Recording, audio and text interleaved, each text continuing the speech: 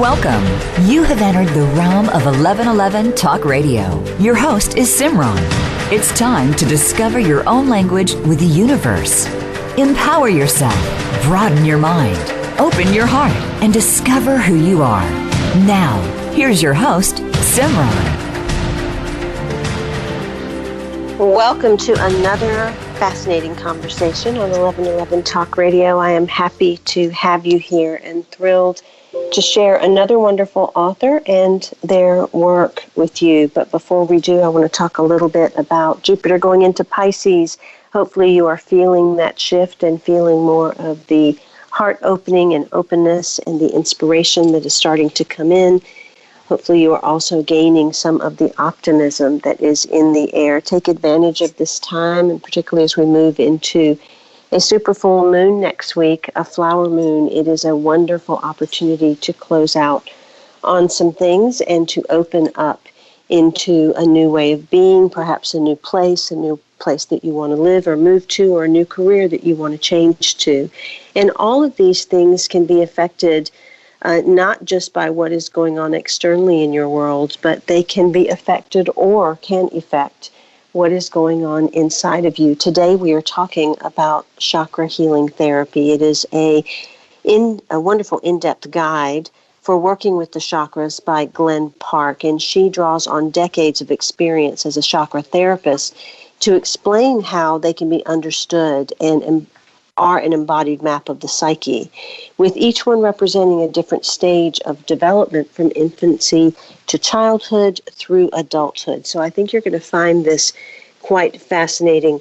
Our chakras are working together in different ways all of the time, creating a unique life experience, physically, psychologically, psychically, and spiritually.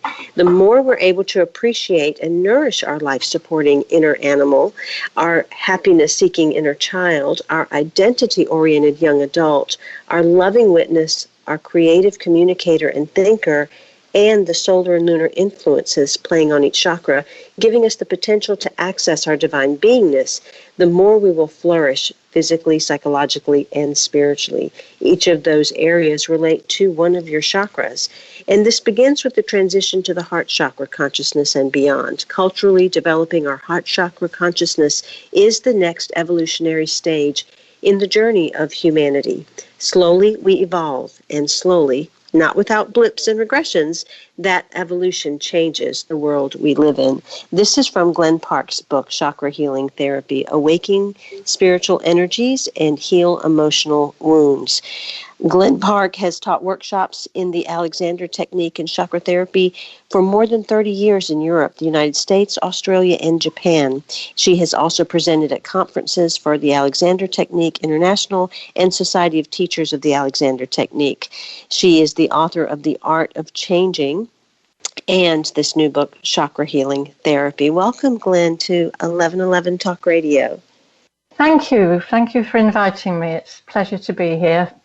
I think that one of the interesting pieces as I moved through your book was the tie-in to the Alexander Technique and how that supports specifically the root chakra, but also in allowing that pause during the day in doing like the supine pose or certain things that we really do support our energetic body, which then supports our psychological mindset and our life. Can you talk first a little bit about the Alexander Technique, what it is, how it ties in with the chakras, and give people an understanding of that so that we then move into the chakra system?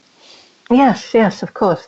So the Alexander Technique is a technique that was created by an Australian at the turn of the 20th century, and he found principles of movement that help us to be more fully embodied, but also not to get into trouble, into problems with our body.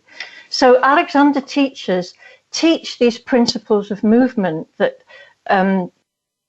but as well, they teach them both by teaching the principles like a teacher, but also they do a kind of healing work as well, because we work with our hands.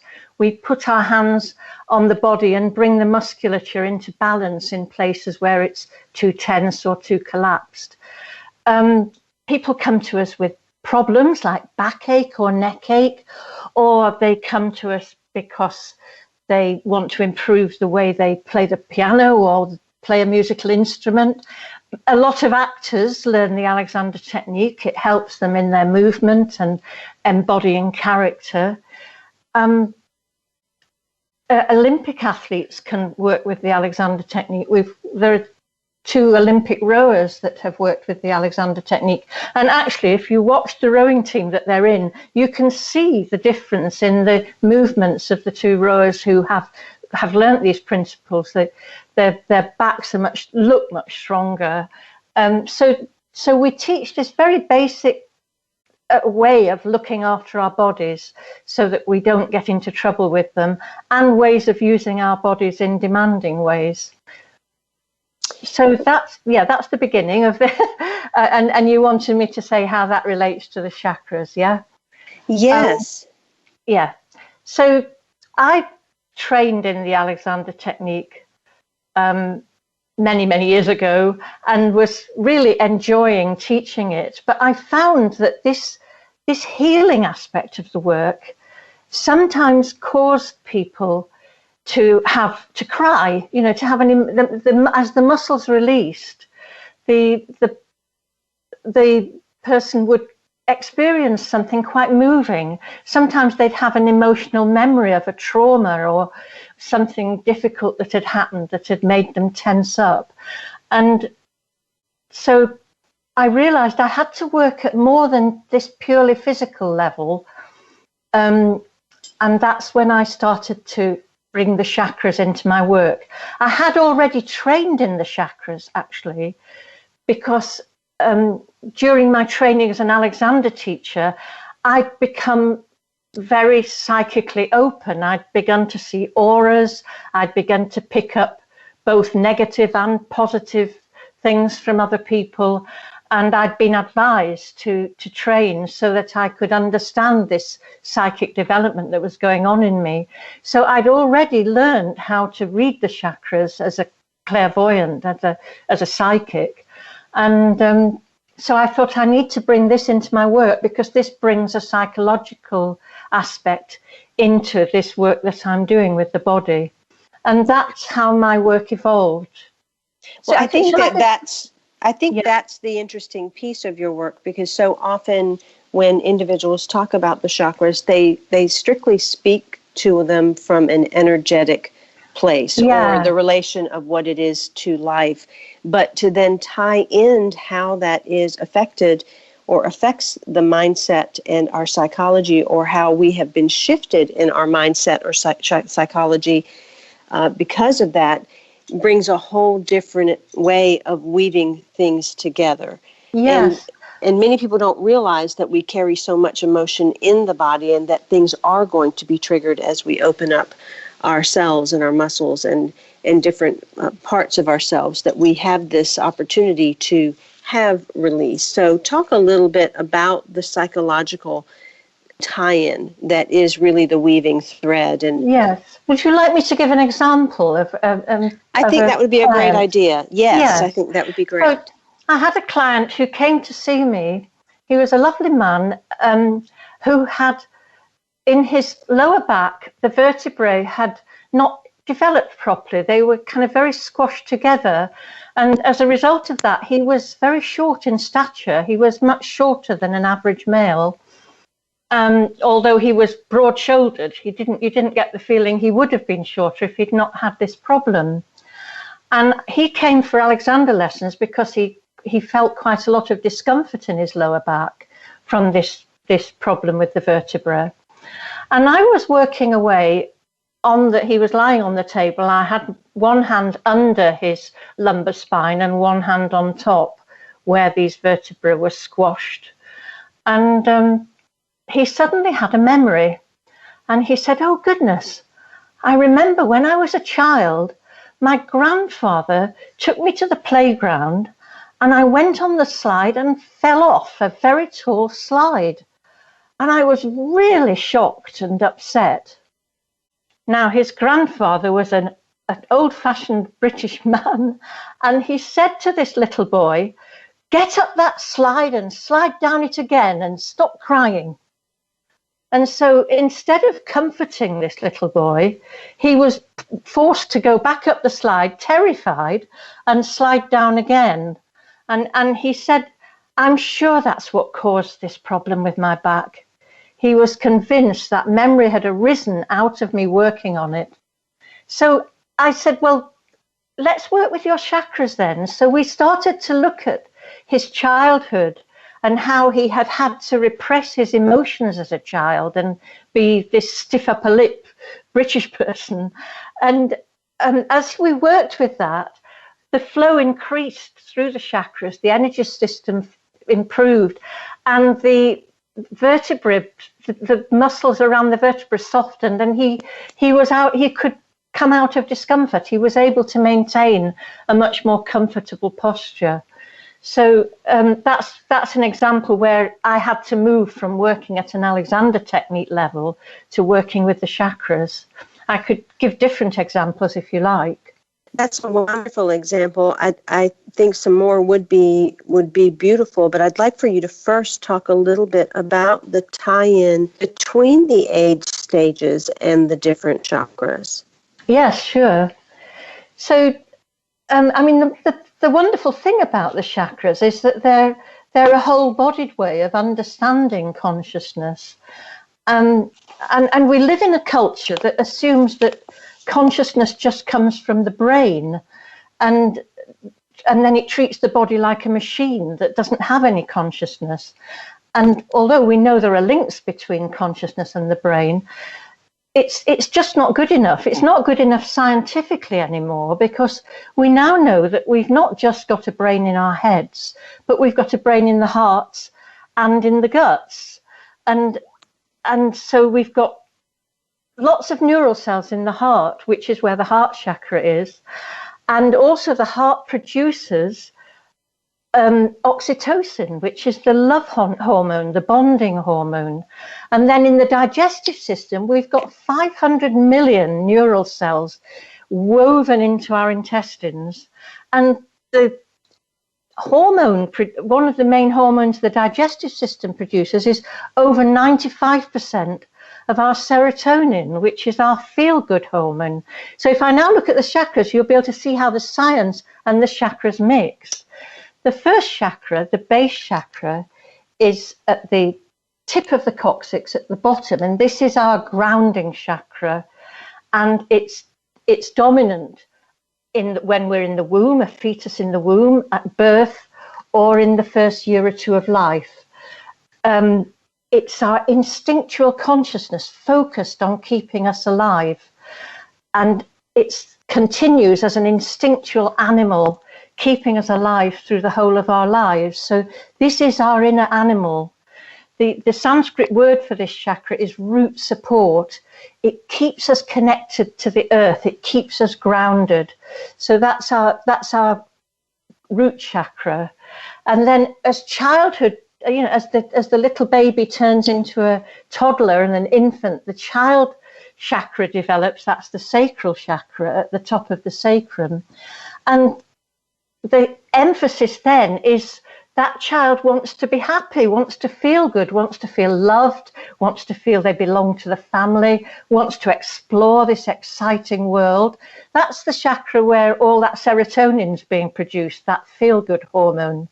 So the sacral chakra is our inner child, and it's linked to the limbic system of the brain as well as the gut brain, the enteric nervous system. The limbic system is very emotional, and neuroscientists will say it's very dominant in childhood, that emotional side of our personality. So that's the second chakra, and throughout life we need to take care of that inner child.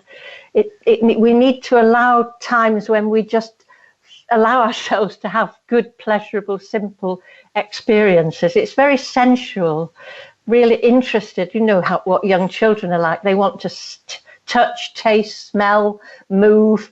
They just want to explore the whole world with their senses. So that's the sacral chakra then that's dominant in childhood. And then in young adulthood, in adolescence, it starts to shift into the solar plexus chakra, which is linked to the solar plexus area of the body. And the motivation changes then, because at this period in life, again, looking at the neuroscience, there's a huge shift in the prefrontal cortex of the brain. It becomes much more efficient, and there's a lot more thinking starts to happen in this period of life, in the adolescence. The solar plexus chakra is where we no longer are involved in instant gratification, but more delayed gratification. We're studying for exams, or we're learning skills. We're trying to decide what kind of an adult we want to become.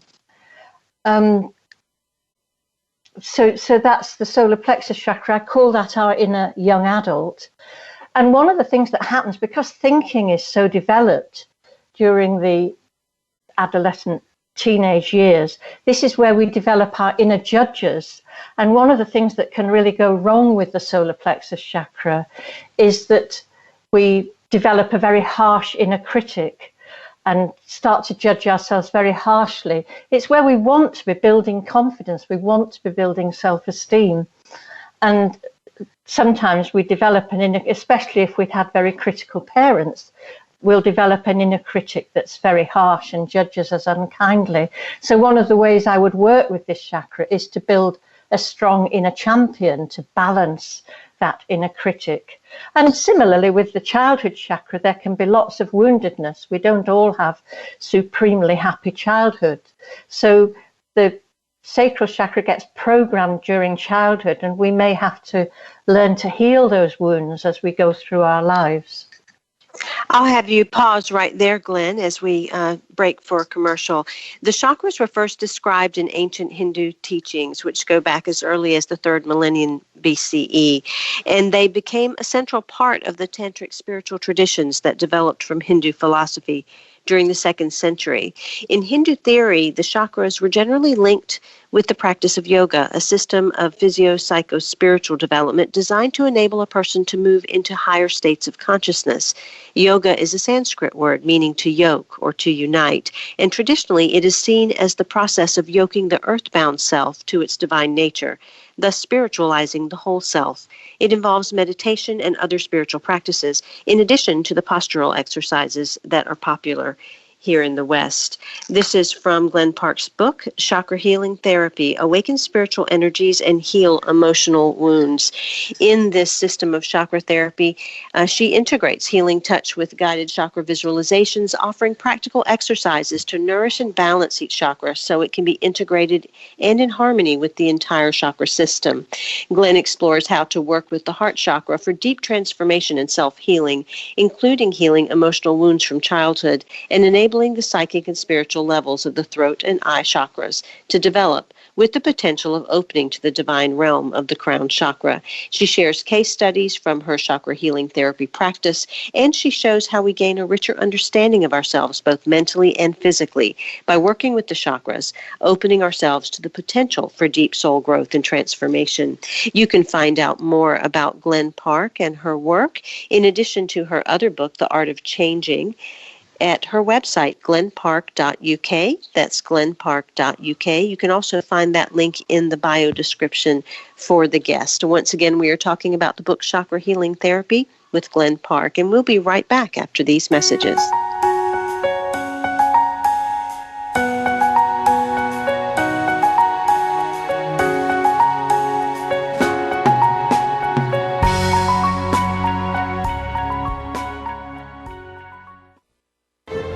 Have you seen 1111? Do you wonder why certain numbers keep showing up in your life?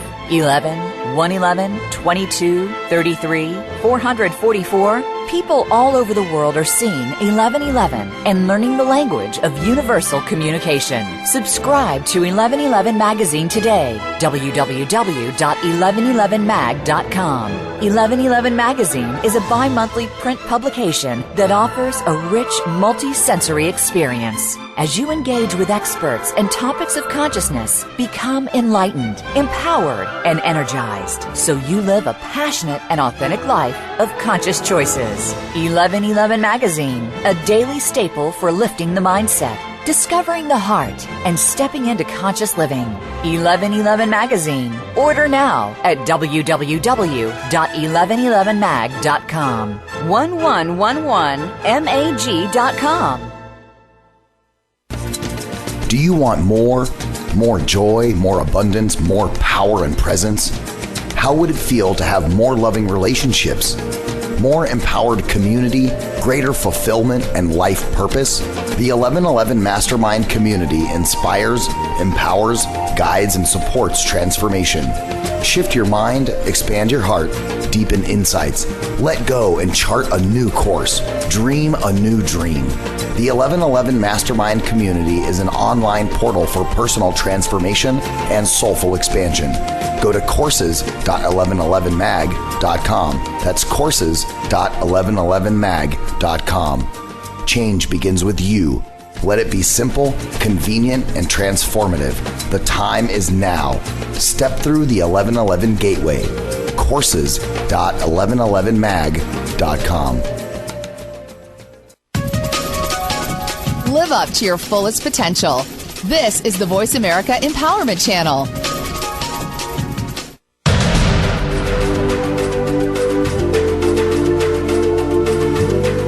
You are listening to 1111 Talk Radio. Simran is an award-winning author, publisher of 1111 Magazine, powerful speaker of wisdom, and a life mentor. Find out more at IamSimran.com. Now, back to 1111 Talk Radio. In this seemingly chaotic and rapidly changing world, it can be difficult to know what is mine to do. Purpose and our direction is often questionable when we are seeking or searching. Do you love to study various spiritual traditions but have been seeking more structure and an open-hearted community? I know that when I began my own spiritual path about 15 years ago, I wanted to learn everything, and there was so much out there. And it was a challenge to not go down every rabbit hole that existed. Are you a spiritual nomad who is yearning for an interspiritual community to grow with, or a sacred activist sensing a deeper calling to be of service to the world? I want to tell you about OneSpirit.org. That's the number one, spirit.org/1111. So you can go to them and discover where is a place that you can gain professional training and credentials to be able to serve and help others from a place of confidence. Are you always that person that others come to confide in? I know I always was. Do you want to expand your skill set and presence to listen and witness others uncover their authentic selves? Do you love helping people discover their inner guidance and want to companion others professionally in a spiritual framework outside of the typical therapy paradigm? Well, I invite you to really explore all of the programs that are offered at onespirit.org/1111. That's the number one, spirit.org/1111. If you're looking for a more formal exploration of spiritual wisdom traditions to expand your heart beyond the traditions you may have grown up with, it is the perfect place to go. The exploration of spirituality will go deeper in community than when studying on your own. Anyone can buy an ordination online, but through OneSpirit's deep transformative training, you can develop the skills and confidence, earn the credentials, and find your spiritual community and companions in this work. You'll find a brave space to live authentically and integrate the many pieces of your spiritual self to show up fully in the world. And you'll come out of the spiritual training feeling equipped and supported, knowing that you can serve wherever you are needed. You will gain valuable experience and develop a practice of creating meaningful change in people's lives through ritual and ceremony, fostering community, sacred listening, and spiritual counseling. Again, that's onespirit.org/1111, and you will use the number one, both at the beginning and in 1111. Learn and celebrate a rich spectrum of authentic wisdom, traditions, and religions, their diversity as well as their commonalities, and step into your calling, completing this life training and receive the unexpected opportunities that come with that.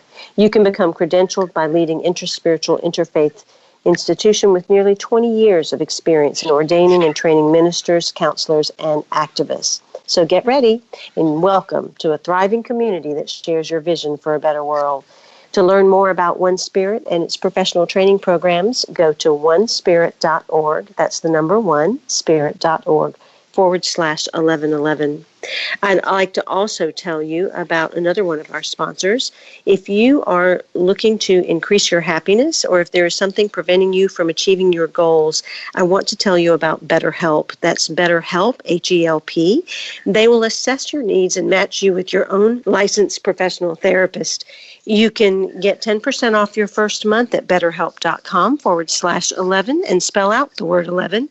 You can start communicating in under 48 hours. This is not a crisis line. It's not self-help. It's professional counseling done securely online. There is a broad range of expertise available, which may not be locally available in your area. The service is for clients worldwide, and you can log into your account anytime and send a message to your counselor. Again, that's betterhelp.com/11 for 10% off your first month. In addition, BetterHelp wants to help you start living a happier life today, and they're committed to facilitating a great therapeutic match to make it easy to free to change counselors if needed. It is more affordable than traditional offline counseling, and financial aid is available. Visit betterhelp.com/11 and spell out 11 and join the over 1 million people taking charge of their mental health with the help of an experienced professional. My guest today is Glen Park, and we are talking about chakra healing therapy. This is a way to work with your chakras to heal your emotional wounds and to release physical tensions, explore psychic abilities, and awaken spiritual energies. In this in-depth guide, you will learn how to work with your chakras and experience decades of experience that Glen Park has had as a chakra therapist to really understand how they are an embodied map of your psyche and how each chakra represents a different stage of your development. So go to glenpark.uk to find out more about her, in addition to her other book, The Art of Changing. Glen, you were going through the different chakras and explaining how they are associated with our different age stages, and we had gotten to the heart chakra, and I'd love for you to proceed through the rest of them. Great, thank you. Yes, the three lower chakras that I've just gone through, they build the separate self. We create a personality, an ego, a separate self with the first, second, and third chakras. But with the heart chakra, something changes. We go from that more boundaried self.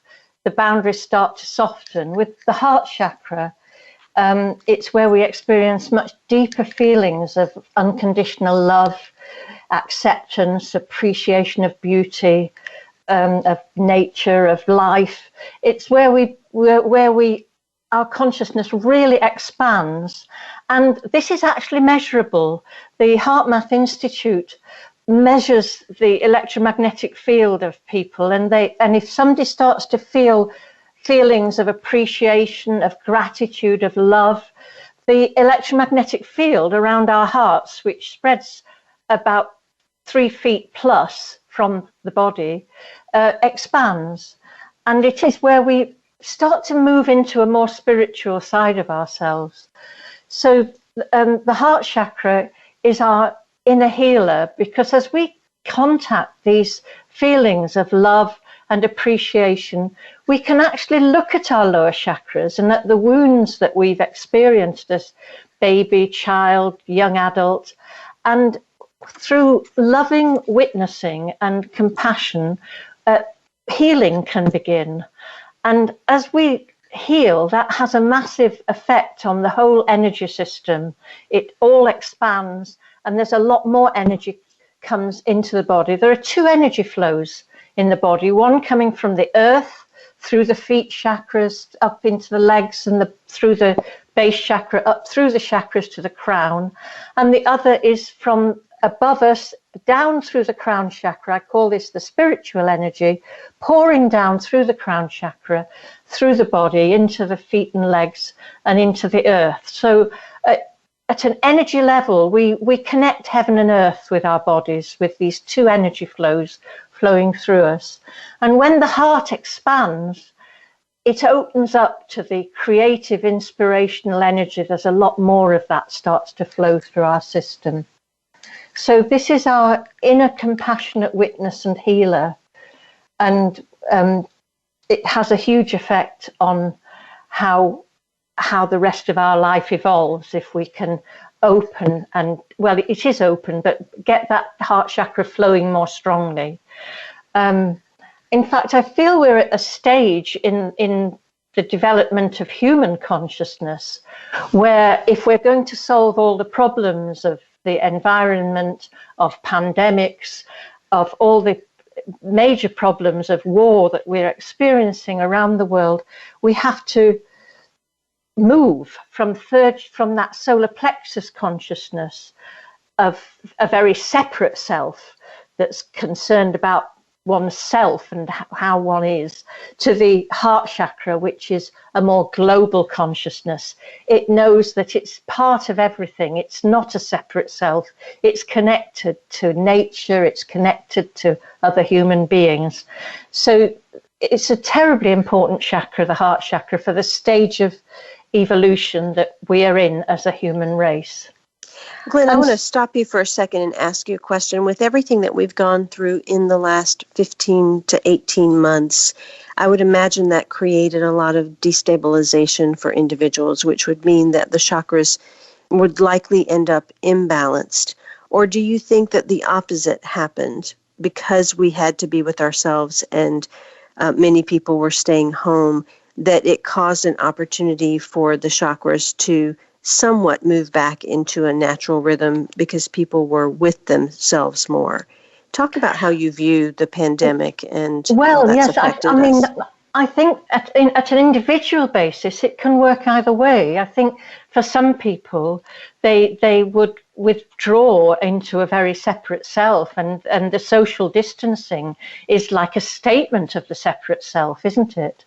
So we have both tendencies going on in this pandemic, because the other side of that is that the only solution to this pandemic is to operate globally, taking care of everybody on the planet, so that this disease does not spread back to, as we vaccinate and try and clear the disease from one country, it comes in from another. We're only going to solve the problem at a global level. So we're being offered both alternatives. And also some people, as they go into that quiet inner space, because we're social distancing, start to think, well, what is the meaning of life? What's important about life and what's important about my life? So there's a potential for personal evolution and development as a result of not being caught up in the general thrust of life. So I think it's a very interesting challenge that we're being given with this pandemic, to stop thinking just in terms. The sacral chakra, the second one, the childhood chakra, is a lot to do with tribal consciousness. So if we focus on just our country, we're really returning to the sacral chakra. If we think we've got to solve this problem for the whole of the globe, we're moving up to the heart chakra. So in adulthood, all these chakras are working. It's just which chakras are prominent. And we need to develop a humanity where the heart chakra is prominent, and we can start to see that we won't solve our problems without working for everybody in the world. Is it possible to have the upper chakras very open and have the lower chakras somewhat suppressed or imbalanced? Yes, it is possible.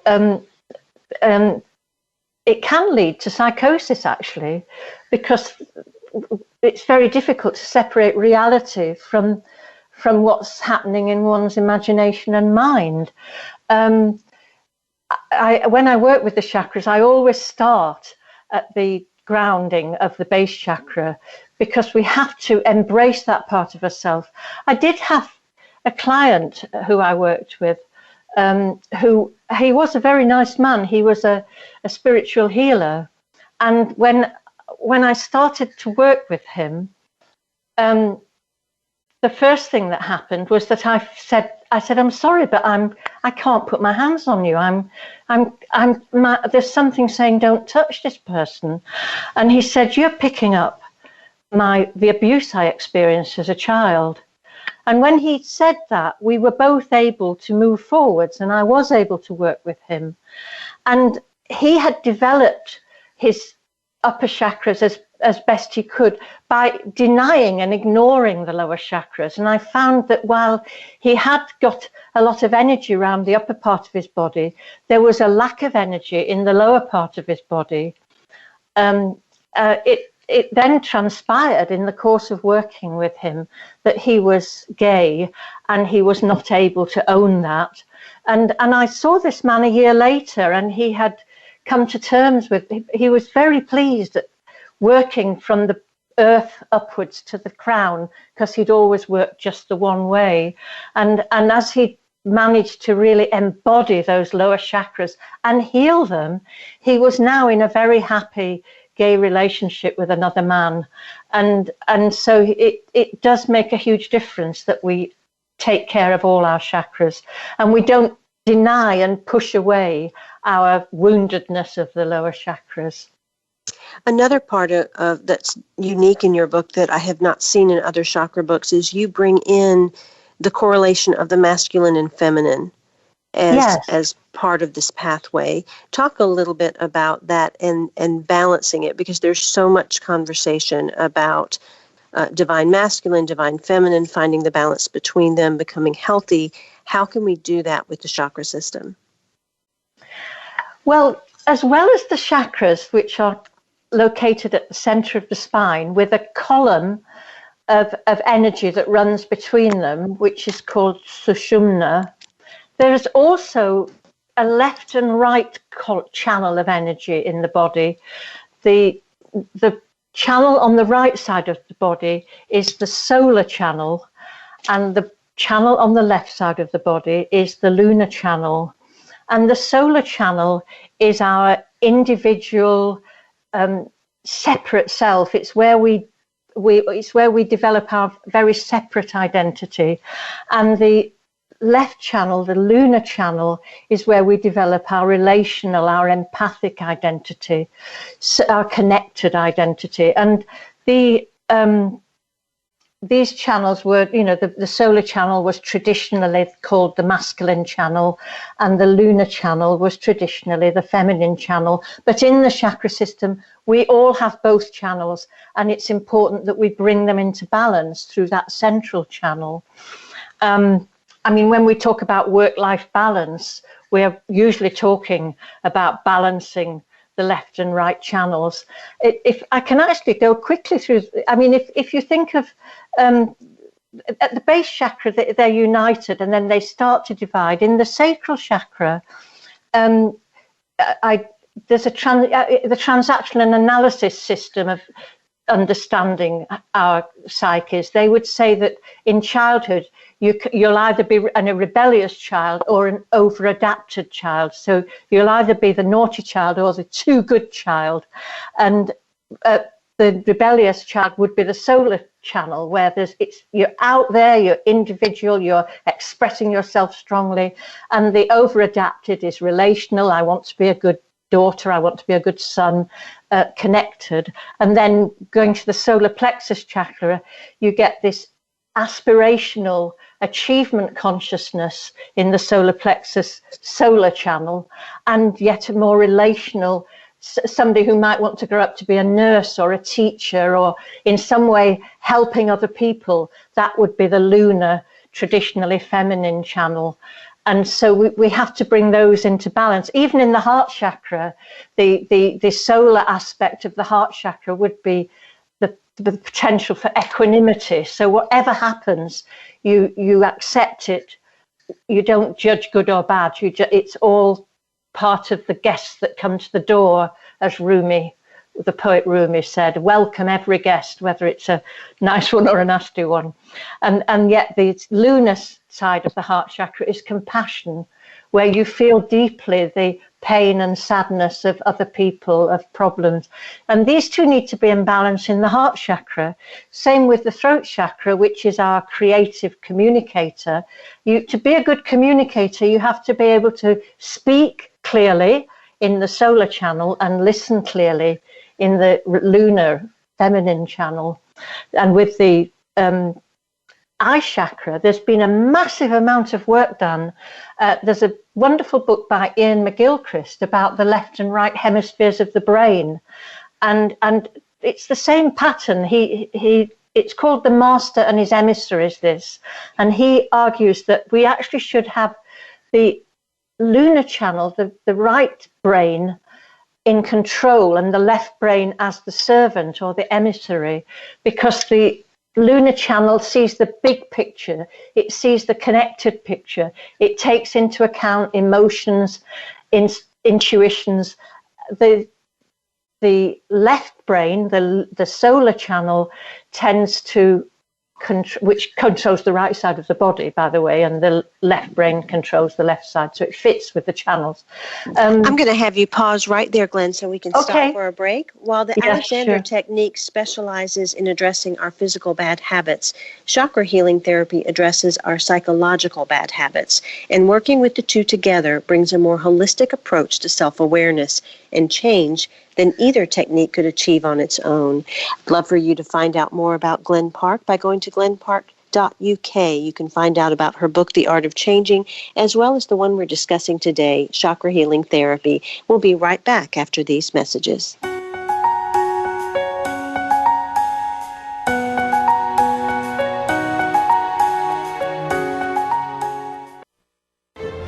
Have you seen 1111? Do you wonder why certain numbers keep showing up in your life? 11, 111, 22, 33, 444? People all over the world are seeing 1111 and learning the language of universal communication. Subscribe to 1111 Magazine today. www.1111mag.com. 1111 Magazine is a bi-monthly print publication that offers a rich, multi-sensory experience. As you engage with experts and topics of consciousness, become enlightened, empowered, and energized, so you live a passionate and authentic life of conscious choices. 1111 Magazine, a daily staple for lifting the mindset, discovering the heart, and stepping into conscious living. 1111 Magazine. Order now at www.1111mag.com. 1111mag.com. Do you want more? More joy, more abundance, more power and presence? How would it feel to have more loving relationships? More empowered community, greater fulfillment, and life purpose? The 1111 Mastermind community inspires, empowers, guides, and supports transformation. Shift your mind, expand your heart, deepen insights, let go and chart a new course, dream a new dream. The 1111 Mastermind community is an online portal for personal transformation and soulful expansion. Go to courses.1111mag.com. That's courses.1111mag.com. Change begins with you. Let it be simple, convenient, and transformative. The time is now. Step through the 1111 gateway. Courses.1111mag.com. It's your world. Motivate, change, succeed. VoiceAmericaEmpowerment.com.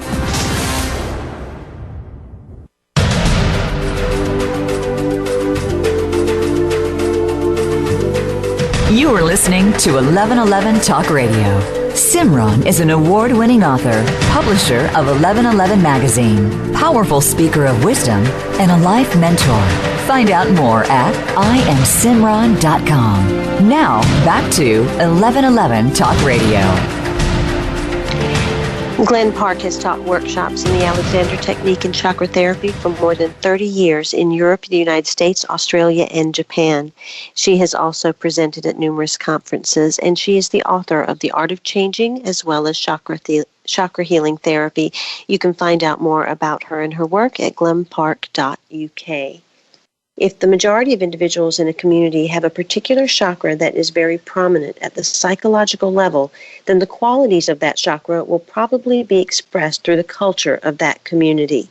That's a really powerful statement. I'd love for you to finish up what you were talking about in regard to the eye chakra and anything else you want to say about the crown chakra, Glen. But then I would love to dive into how the chakras translate then to a cultural level and a community as opposed to just the individual. Fine, yes, I'll do that. So I was just going through the chakras to show the solar and lunar channels, and I just finished with the eye chakra, which is our thinker, and we need to balance the whole picture thinking of the right brain with the detailed focus thinking of the left brain to be at our best. So in the chakra system, you're bringing those two sides of yourself into balance. So I think that's all I have to say about the two channels. I'll go on to the cultural question. So if you're, imagine that everybody as adults has got certain chakras that are pretty prominent and others that are less prominent. And in societies, you can get, or even within societies, groups within societies, you can get situations where a certain chakra is prominent. A good example is a football match. Now, at a football match, you've got people feeling good or not, depending if they're winning or losing.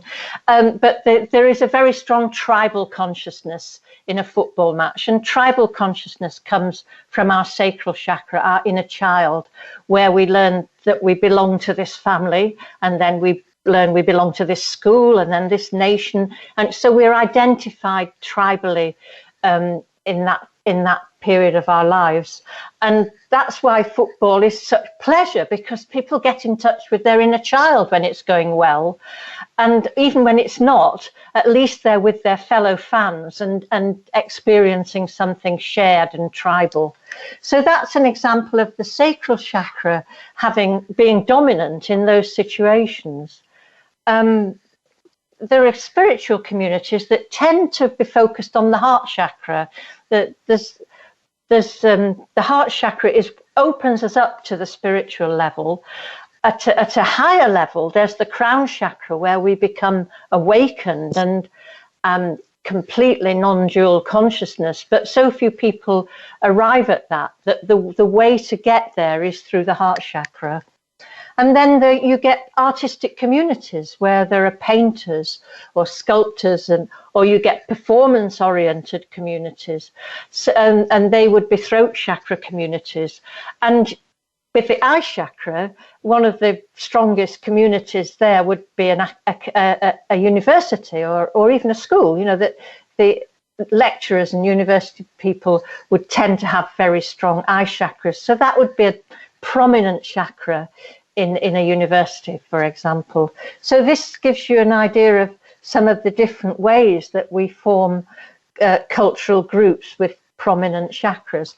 There are negative sides to this, of course. I mean, if that football fan base starts to become violent to the opposing side, that's a negative experience of the sacral chakra. And of course, that's the sort of thing that will happen with religious wars, whether they happened hundreds of years ago or still are happening today.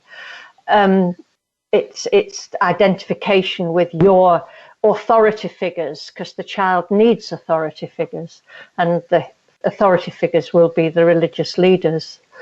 So there are ways in which we have these different cultural expressions of our chakras. And that's why I said in the West, we have a dominant solar plexus chakra, and it's dominant on the solar masculine channel. So there's a dominant focus on aspiration, individual achievement, career, and not enough, we've noticed in this pandemic, not enough attention given to making sure our health systems are working really well, everyone's taken care of. That's the lunar channel of the solar plexus chakra. But to truly solve this pandemic and other problems, we have to move from the solar plexus achievement, aspirational consciousness through to the heart chakra, where we experience a global awareness. Well, that really illustrates then how we are all part of this World Wide Web. You have different diagrams and charts throughout the book that really help to illustrate the different chakras, how to work with them, and the exercises. And there's one specific color chart that really does show the physical all the way to the spiritual level that each chakra encompasses. Can you talk about the 5 different levels of the chakras in terms of how they radiate from the body all the way to consciousness, which is what ties us to everyone else?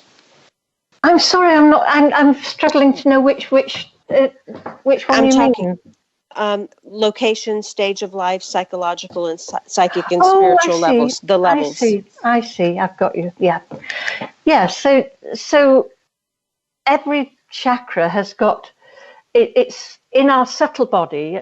Clairvoyants can see chakras, but most of us can't. And it's because we have a subtle body that interpenetrates the physical body.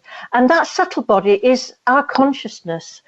It's an aspect. The physical body is an aspect of our consciousness, a sort of materialized part of our consciousness. And so the physical, we have a physical level to the chakras, and then the psychological level, which is the level I've mainly talked about, going through with the inner animal and the inner child. But then beyond that, we have a psychic level of all of the chakras, and the base chakra at that psychic level is just drawing energy from the earth into the system. But at the second chakra, the psychic level is where we become clairaudient. And a lot of people actually are clairaudient. It's where we pick up each other's feelings. We can tell if we're maybe sitting in a train and the person next to us is feeling miserable. We can almost feel it ourselves. And that's our clairaudience. That's the sensory psychic awareness of the sacral chakra. And then with the solar plexus chakra, the psychic level of that chakra is where we move energy around, because the solar plexus chakra is our practical thinker.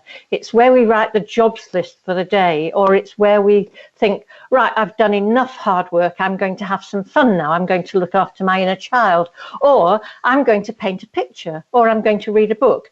It's the solar plexus chakra that decides those things. So it's a very powerful chakra, and it moves the energy around the body. And the next chakra, the heart chakra, is where we experience that deep compassion, that deep sense of at oneness with other people. It's where people start to look like their pets. You know, you see somebody with a dog and you think, that person looks awfully like their dog. There's such closeness between them that they somehow come to look alike. You feel so at one with another person. And then the throat chakra is where we experience clairaudience. That's where we hear messages, or we see written messages that tell, or we just get a verbal sort of knowing of what is important about it. It would be the sort of thing where the telephone rings and you know the person who's going to be on the other end. You've picked up their message already. You've got their name. That would be clairaudience. And then the eye chakra, which is the chakra of perception, of clear seeing, it's the clairvoyance, where you get images and pictures. And the crown chakra is knowing, where it's beyond all these sensory types of psychic ability. It's just a knowingness. So those are the psychic levels, and then I'll just quickly go through the spiritual levels. Again, the base chakra and the crown chakra are receiving energy. That they're at the spiritual level. But the sacral chakra is where we store karma from previous lifetimes. The name for this chakra, the Sanskrit name, is the home of the self. And it's where we build our basic personality as a child, but it's also affected by what we've brought through from other lifetimes.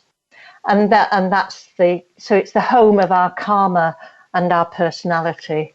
And then the solar plexus chakra, at the spiritual level, it becomes the servant of spirit. When we're growing up, it's serving ourselves. We're saying, I want to be like this, I want to become a doctor, I want to do this or the other. But as we evolve into a spiritual awareness of the world, the solar plexus chakra is there organizing our spiritual development in that sense of moving the energy into the right place. I'm going to meditate now, or I'm going to do this work because I know it's the right thing to do for the spirit level. The throat chakra is inspirational. Sometimes it's where people can have a peak experience. Somebody might be a performer and they do this dance and they come away and they say, I don't know how that happened. It just happened without me trying. And it's an absolutely superb performance. And it's called a peak experience, where it's the inspirational flow just seems to take over the performance. And another way it's described with speakers is when you get your big voice and you speak in a way you don't quite know where the words are coming from, but they're just coming out of you because you know this is what needs to be said next. And then Glenn, I think we've run out of time, and unfortunately, they're not going to get the rest of it, which means they have to go get the book. It's right, okay, fine. Yeah, so pick up your copy of Chakra Healing Therapy, Awaken Spiritual Energies and Heal Emotional Wounds. It is a jam-packed guide that truly will support you in empowering yourself and understanding how you can work with your own energy and do the work to balance your channels in order to live your best life. You can find out more at glenpark.uk. That's glenpark.uk. Again, the name of the book is Chakra Healing Therapy, and while you're at it, order her other one, The Art of Changing.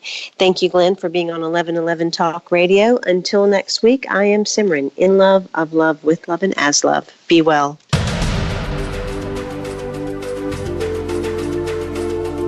Thank you for opening your mind to a new reality, your heart to greater compassion, and your experience of aliveness with 1111 Talk Radio. Join host Simran next Tuesday at 8 a.m. Pacific, 11 a.m. Eastern Time to step through the gateway of conscious living here on the Voice America Empowerment Channel. Remember, you are not on the journey. You are the journey.